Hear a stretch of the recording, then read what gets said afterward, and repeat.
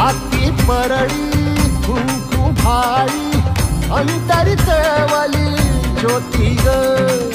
भंडाऱ्याची मुठ उधळली पाप जळली कोटी ग देवी यल्लम्मा आईचा कोल्हापूरच्या अंबाबाईचा